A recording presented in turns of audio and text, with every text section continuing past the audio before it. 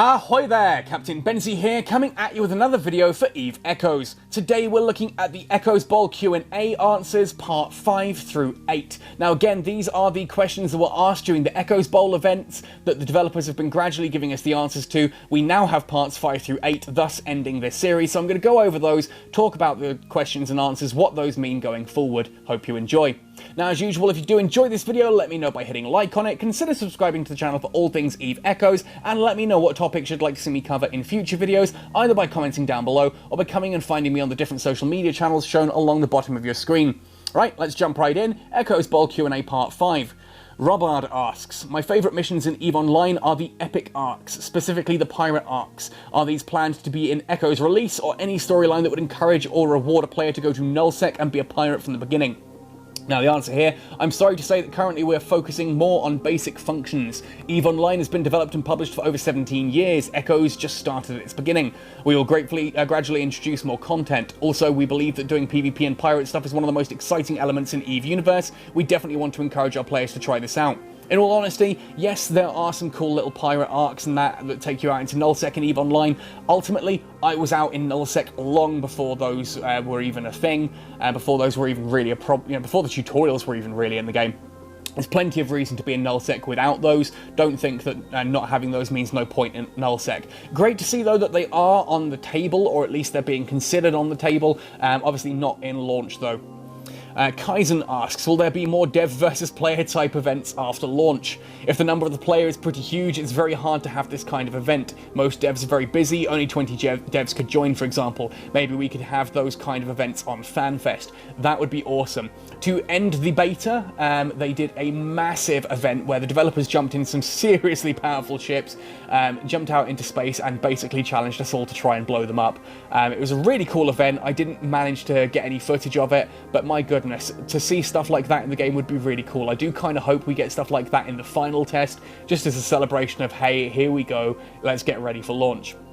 That said, though, for something like FanFest, I do think that could be a really cool idea. Anyway, on to part 6. X asks, will Incursion be added to EVE Echoes, and are Simulate Fit features also going to be added to the game? Now, for Incursions, they say we have a rough plan, but not in a far future.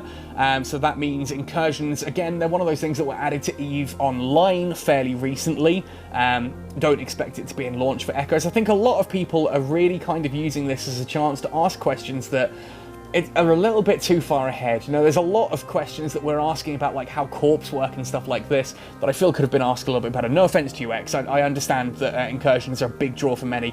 I just kind of get the feeling as I'm reading through these that there's a lot more basic questions that I wish had been asked, and a lot of people asking, will this really recent feature to EVE Online be added to EVE Echoes? And we're just getting this constant, the basics are going to be in the game at launch. There will be more of this kind of stuff added over time. Good to know that Incursions are on their way. Simulate Fit.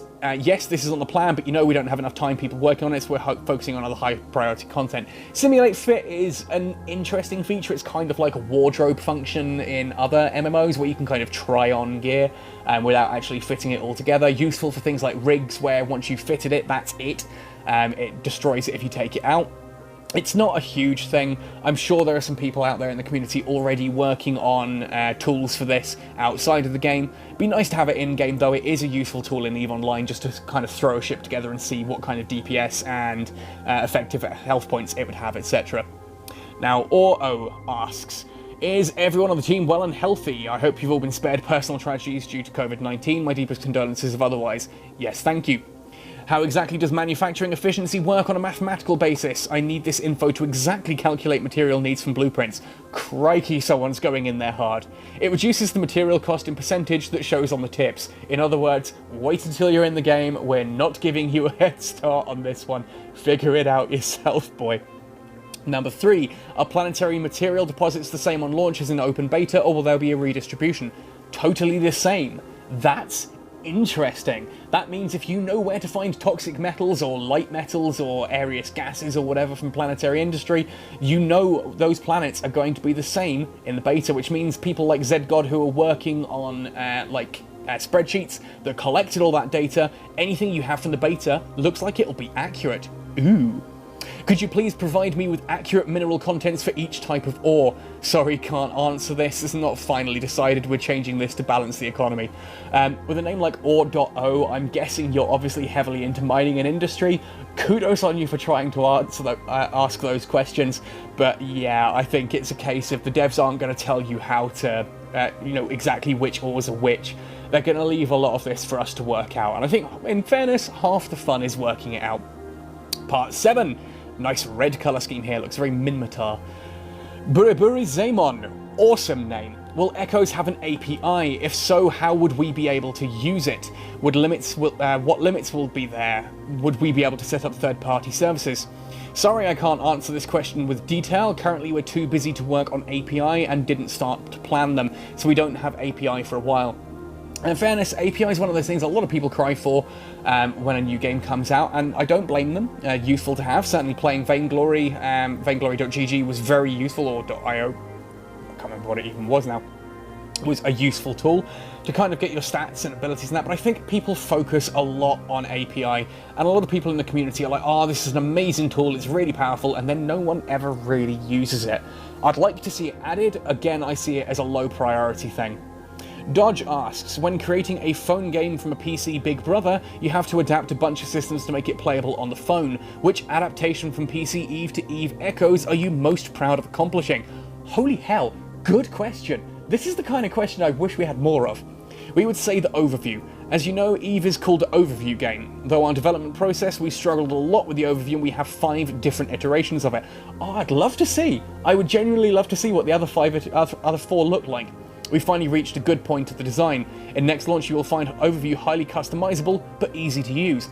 Ooh, customizable Overview. That's a nice little tidbit thrown in there, and is something that I know a lot of people were asking for.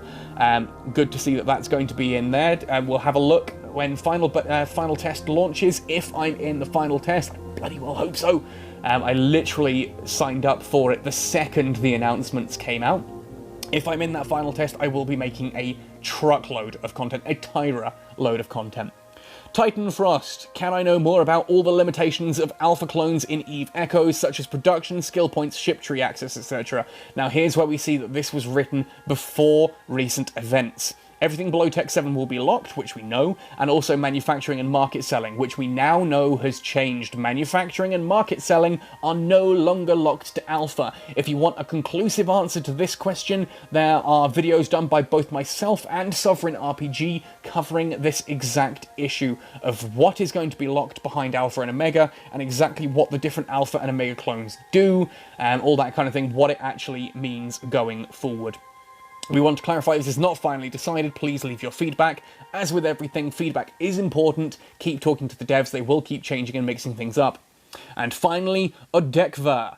What would be the minimum and maximum player numbers in a corporation? It would be dependent from leader skills, right? And maximum number of corporations in an alliance, if any. Again, I think this is the 2nd or 3rd time we've had this question in the Q&A. Oh, why? Why were people not communicating? 50 to 200. You might know this in stream with corporation management skill. No max to corporations in an alliance, but the alliance's maintenance fee would be more expensive than EVE Online. Now, that's an interesting point at the end there. Alliances are going to be expensive, which means when your corporation forms an alliance, do expect to pay. Ultimately, corporations are not cheap. Alliances are not cheap.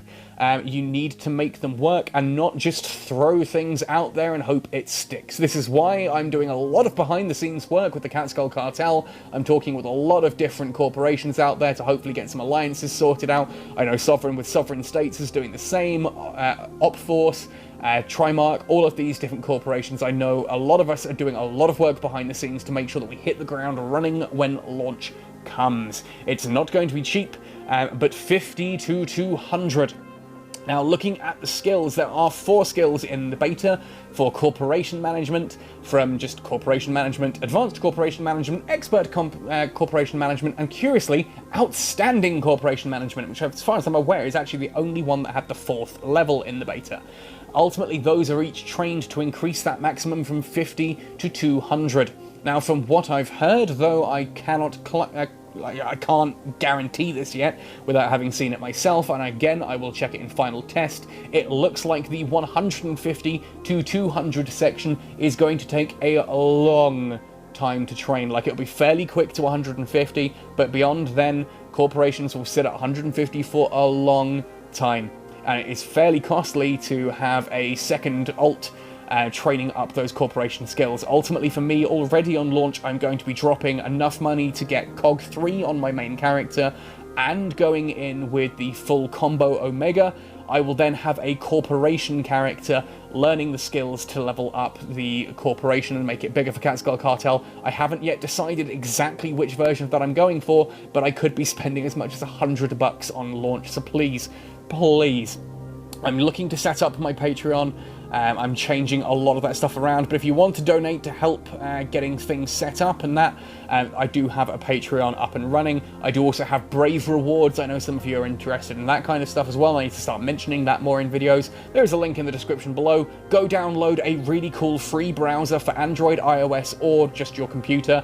It's got brilliant privacy functions, and if you download it for free and use it, like minimal use over 30 days, I do get a payback for that. It's a browser I use a lot. It's the one you often see me using in these videos, though, and this one I'm actually using an image viewer. Anyway, folks, thank you ever so much for watching through here. This, of course, is my opinions, my thoughts on these Q&A answers. Let me know your thoughts and opinions in the comment section down below. Come join us on the Catskill Cartel Discord. You don't have to be joining the corporation. Everyone's welcome on the Discord. The actual corporation channels are private, so don't worry. You're all welcome. Come join, come say hello, come talk, come let me know your thoughts and opinions. Otherwise, happy sailing, and see you in New Eden.